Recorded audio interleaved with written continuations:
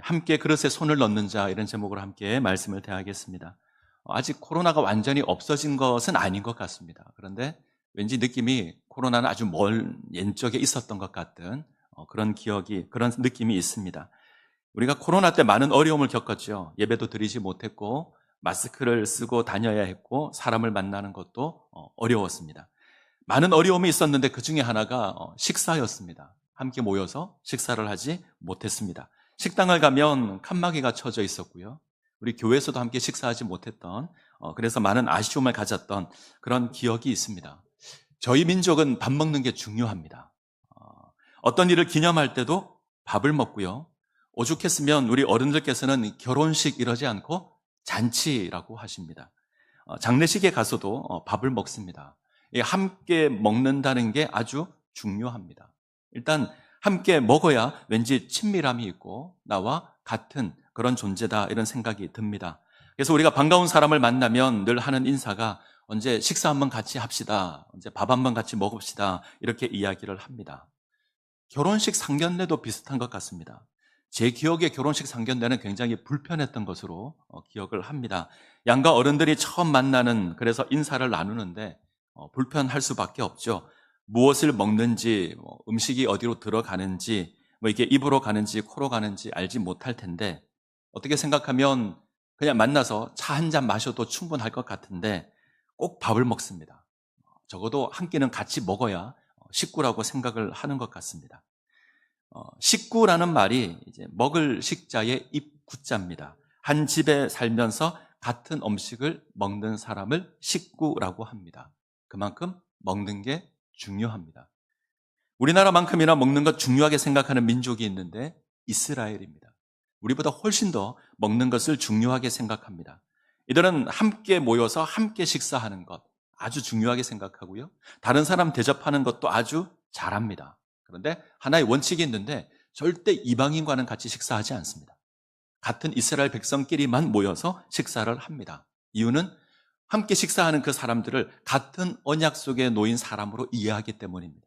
같이 식사를 하면 그 사람들은 다 하나님의 백성이다, 이렇게 고백하는 것과 같습니다. 그래서 하나라는 것을 고백하는 거죠.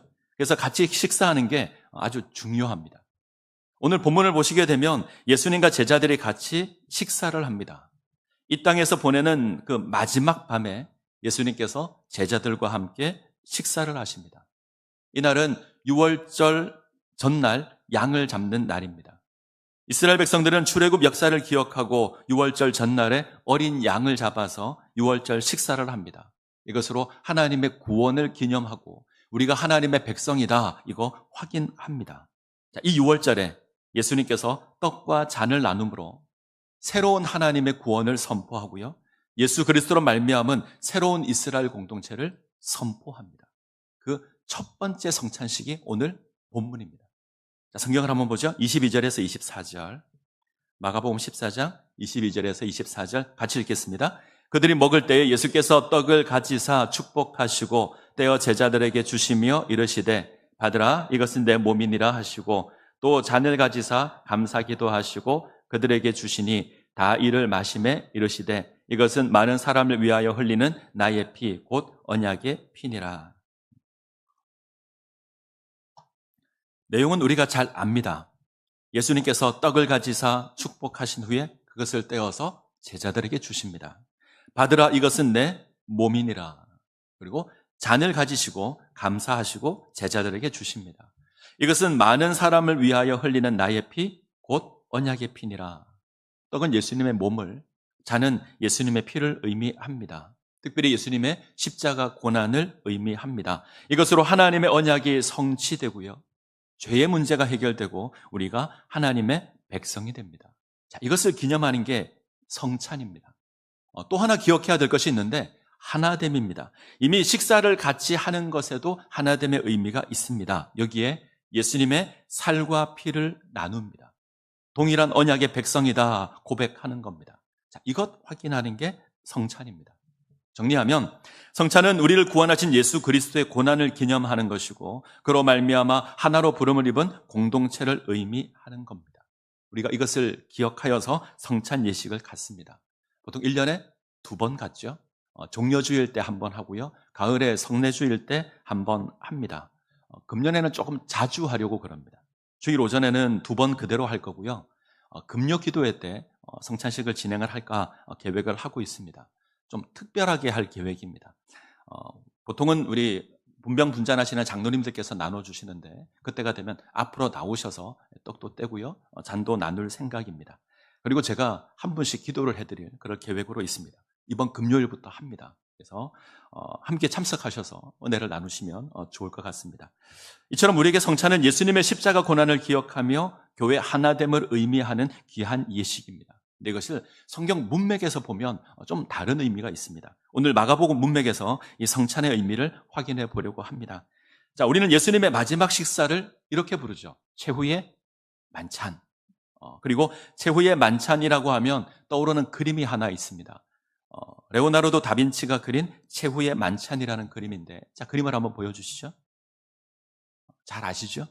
아주 많이 봤던 저것이 아마 원본에 있는 벽에 그려진 그림이고요. 저것을 많은 작가들이 다시 복원해서 그려서 우리가 많이 보고 이렇게 합니다. 우리에겐 아주 익숙한 그림인데 본래 이 그림은 이제 밀라노에 있는 성당의 식당 벽에 그려져 있는 벽화입니다. 실제 성경이 기록될 당시는 저렇게 의자에 앉아서 식사를 하지는 않았습니다. 당시 유대인들은 바닥에 반쯤 기대어서 식사를 하는데 한번 사진을 볼까요? 저렇게 반쯤 기대어서 저렇게 먹으면 소화가 잘 될까 이런 생각도 들고 우리가 저렇게 먹으면 아마 부모님께 버릇 없다고 한데 맞을 것 같습니다. 그런데 유대인들은 저렇게 식사를 합니다. 자, 분명한 건 최후의 만찬, 그 예수님이 처음 했을 때 성찬과 레오나르도 다빈치가 그린 최후의 만찬은 뭔가 좀 달랐을 겁니다. 레오나르도 다빈치는 자신이 속한 시대의 풍습을 따라서 그림을 그립니다. 다시 한번 보여주시죠. 자, 그림을 보시면 굉장히 균형이 잘 잡혀 있습니다. 예수님이 중심에 있고 3명의 제자끼리 묶여 있죠. 3명. 자, 이 다음 그림요. 3명 이렇게 구분되어 있습니다. 그리고 예수님을 중심으로 원근법에 맞춰서 그림이 잘 그려져 있습니다. 굉장히 정교하게 아주 잘. 이거 생각하면 레오나르도 다빈치가 참 대단하다 이런 생각을 합니다. 자, 제가 하나 묻겠습니다. 만약 여러분들이 예수님의 이 마지막 성찬에 대한 그림을 그린다라고 생각을 해보시죠. 어떤 장면을 그리시겠습니까? 예수님께서 성찬 마지막 이 6월절 만찬을 나눌 때에 한 장면을 내가 그림을 그린다. 어떤 장면을 그리시겠습니까? 떡을 떼고 축사하시는? 아니면 잔을 들고 함께 나누시는 장면일까요? 어떤 장면일까요? 아마 저에게 이야기를 한다면 저는 아마 잔을 들고 나누는 장면을 그리지 않았을까 생각을 합니다. 자, 다시 최후의 만찬 그림을 한번 보여주시죠. 자, 잘 보시고 레오나르도 다빈치는 어떤 장면을 그렸을까요?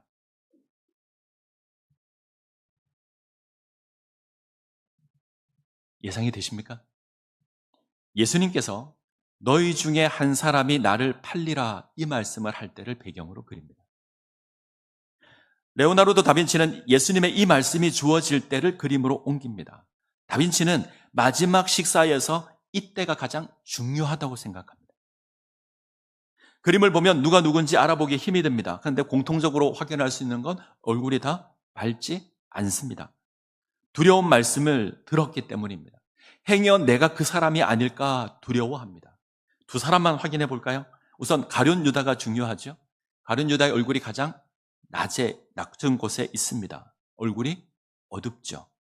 가룟 유다가 자세히 보시면 주머니 하나를 붙잡고 있는데 사람들은 은 30을 담은 주머니가 아닐까 생각합니다. 베드로는 바로 그 뒤에 있습니다. 그리고 잘 보시면 손에 칼을 들고 있습니다. 성질이 급해서 누가 예수를 배신할 자인지 찾고 있는 것처럼 보입니다. 사실 우리는 성만찬이라고 하면 떡과 포도주를 나누는 것만 생각합니다. 근데 레오나르도 다빈치는 그 장면보다는 제자 가운데 하나가 나를 팔 것이라는 그 예수님의 선언, 그리고 그 제자들의 반응이 더 중요하다고 생각을 합니다. 저는 개인적으로 마가복음에서 이 부분이 아주 중요하다고 생각합니다. 자, 12절부터 보시면 6월절 만찬을 준비하는 내용이 나옵니다. 그리고 배신하는 이야기가 나오고, 그리고 떡과 잔을 나누는 이야기가 나옵니다. 그러면 성찬과 성찬 사이에 배신 이야기가 있는 겁니다. 그리고 이 성찬의 앞을 보시면 가룟 유다가 예수를 넘겨주는 이야기가 있고 넘겨주겠다고 돈을 받는 이야기가 있고요. 뒤쪽을 보면 제자들이 예수님을 버릴 거라는 예고가 등장합니다. 자, 하나님의 구원의 은혜를 상징하는 성찬 앞과 그 뒤에 제자들이 예수님을 버립니다. 가룟 유다가 돈을 받고 예수님을 넘기기로 하고 모든 제자들이 예수를 버릴 거라는 예고가 주어집니다. 그리고 하나님의 그 구원의 은혜를 상징하는 성찬 그 중간에 배신 이야기가 있습니다. 너희 중 한 사람, 나와 함께 먹는 자가 나를 팔리라. 이것이 오늘 본문의 핵심입니다. 지금 식사는 구원에 대한 감격이 가득한 자리입니다. 하나님의 놀라운 구원의 은혜를 고백하는 자리입니다. 근데 그 자리에 어울리지 않는 배신이 있습니다. 생명을 구원하는 그 구원과 그 메시아를 배신하는 이 배신이 함께 있습니다. 이것이 오늘 본문의 주제입니다. 너희 중 한 사람, 나와 함께 먹는 자가 나를 팔리라. 충격을 받은 제자들이 묻습니다. 나는 아니지요. 혹시 내가 배신의 주인공이 될까봐 두려워합니다. 그러자 예수님께서 자신과 함께 그릇에 손을 넣는 자가 그 사람이다. 나와 함께 그릇에 손을 넣는 자가 그 사람이다. 자, 잘 보시죠. 마가복음에는 오늘 본문만 보시면 누가 예수를 파는지가 선명하지 않습니다. 앞에 가룟 유다가 돈을 넘겨주겠다는 그 기사를 빼고 이 성만찬 얘기만 딱 보시면 누가 예수를 넘겨줄 제자인지 선명하지 않습니다. 이게 마가복음의 특징입니다. 다른 복음서를 보면 노골적으로 가룟 유다가 예수를 판다고 지목됩니다. 마태복음을 보시면 예수님께서 가룟 유다를 향해서 네가 말했다라고 말씀하시고요. 요한복음을 보시면 떡 한 조각을 적셔서 가룟 유다에게 주십니다. 근데 마가복음은 아닙니다. 이렇게 표현하죠. 너희 중에 한 사람, 12 가운데 하나, 나와 함께 그릇에 손을 넣는 자. 무슨 말이냐면 누구든지 예수를 배신할 수 있다는 겁니다. 누구라도 예수를 거역할 수 있습니다. 실제로 모든 제자들이 예수를 버립니다. 나와 함께 먹는 자, 나와 함께 그릇에 손을 넣는 자. 중요한 단어가 하나 있죠. 함께. 우리 주님과 함께 먹습니다. 함께 그릇에 손을 넣습니다. 지금 함께 하고 있습니다. 함께 식사하고 있고요. 이 식사는 하나라는 것을 의미하는 그 거룩한 식사입니다. 하나의 새로운 공동체가 선포되고 있습니다. 이 감격스러운 자리에 배신자가 있습니다. 함께 하는데 반대하는 자가 있습니다. 지금 성경이 고백하는 것은 함께 하는 자 가운데 반대하는 자가 있다는 겁니다. 함께 하는 자 가운데 배신자가 있다는 겁니다. 주님과 함께 먹고 함께 그릇에 손을 넣고 있는 그런 가족과 같은데 뜻을 같이 하는 사람인데 반대자가 있습니다. 어떻게 이것이 가능할까?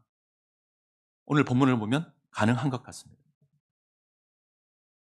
사랑과 반대가 함께 있고요.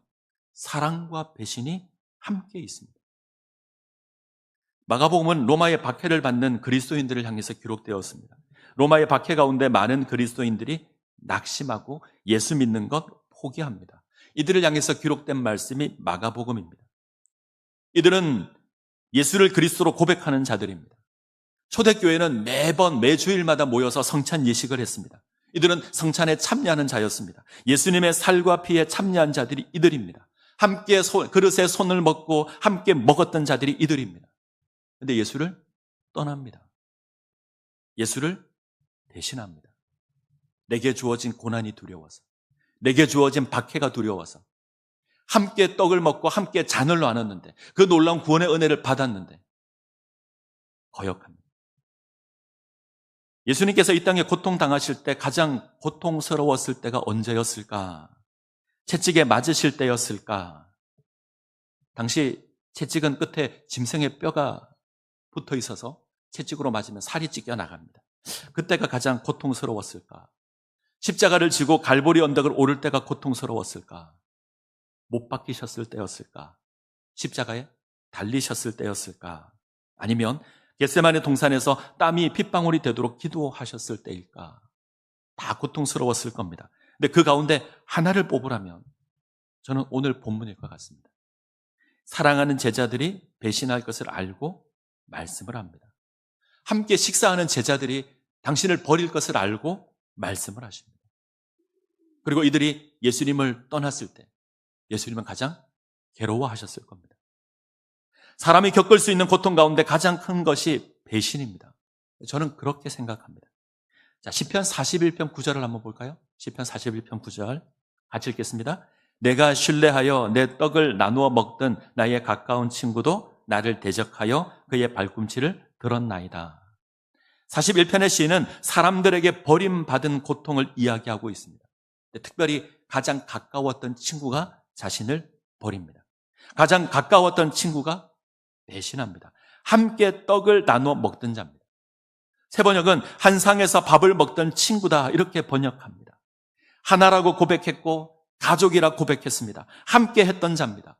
근데 지금은 배신하여 나를 대적하고 있습니다. 하나라고 생각했고 어떤 일이 있어도 나를 버리는 일은 없을 거라고 생각했는데 이제는 나를 반대하고 나를 대적합니다. 시인은 이것을 너무 괴로워합니다. 지금 예수님이 이 고통을 당하십니다. 하나님의 구원을 선포하는 자리입니다. 생명을 약속하는 자리입니다. 사랑을 고백하는 자리입니다. 내가 너희를 위해서 살이 찢기고 내가 너희를 위해서 피를 흘리겠다 고백하는 자리입니다. 근데 제자들은 등을 돌립니다. 가룟 유다만 말하는 것이 아닙니다. 모든 제자가 예수를 버립니다. 하나도 남지 않습니다. 다른 모든 사람이 예수를 버려도 자기만큼은 버리지 않겠다 소리쳤던 그 베드로는 3번이나 부인합니다. 심지어 마지막에는 저주까지 선포합니다. 모든 제자들이 예수를 버립니다. 성만찬 그림에는 2가지가 함께 있습니다. 당신의 백성을 향한 하나님의 사랑이 있습니다. 살이 찢기고 피가 흘리시는 그것으로 구원하시는 그 하나님의 사랑이 있습니다. 우리를 향한 하나님의 그 고귀한 헌신과 그 사랑이 있습니다. 동시에 깨닫지 못하고 거역하는 어리석음도 있습니다. 예수님과 함께 먹고 있는데, 예수님과 함께 그릇에 손을 넣고 있는데 예수를 거역하는 그 모습도 함께 있습니다. 함께 하는 자 가운데 배신자가 있고요. 함께 그릇에 손을 넣는 자 가운데 버리는 자가 있습니다. 하나가 되어야 하는 공동체에 함께 할 수 없는 자가 있습니다. 너무나 두려운 고백입니다. 예수님의 사랑이 넘치는 그 자리에 배신자가 있습니다. 예수님의 구원이 선포되는 그 자리에 예수를 버리는 자가 있습니다. 성만찬의 언약으로 세워진 공동체가 교회입니다. 예수님의 살과 피로 세움을 입은 공동체가 교회입니다. 때문에 교회는 나누어질 수 없습니다. 미움과 다툼으로 얼룩질 수 없는 것이 교회라는 공동체입니다. 교회는 예수 그리스도로 말미암아 하나 되어야 하는 공동체입니다. 나와 함께 먹는 자가 나를 팔리라. 나와 함께 그릇에 손을 넣는 자가 나를 팔리라. 이 고백이 존재하지 않아야 되는 공동체가 교회입니다. 하나님의 놀라운 사랑을 받은 우리가 예수 그리스도의 믿음을 저버리는 그런 모습들은 존재하지 말아야 합니다. 살과 피를 내어주신 그 사랑으로 부름을 입은 우리가 불평하고 불만하는 그런 모습은 어울리지 않는 겁니다. 다툼과 갈등의 모습은 우리와 함께하지 말아야 합니다. 누군가를 모함하고 누군가를 비난하는 일은 우리 가운데 없어야 합니다. 나의 이익을 위해서 다른 사람을 무시하거나 다른 사람을 내어주는 일은 우리 가운데 일어나지 말아야 합니다. 그건 예수를 넘기는 겁니다. 하나됨을 깨는 것이고요. 예수의 십자가를 헛되게 하는 겁니다. 우린 예수님의 살과 피로 그 언약으로 세워진 그 공동체입니다. 사랑의 공동체이고 결코 나누어질 수 없는 공동체입니다. 우리 가운데 함께 먹는 자가 예수를 파는 일은, 그릇에 함께 손을 넣는 자가 예수를 버리는 일은 없어야 합니다.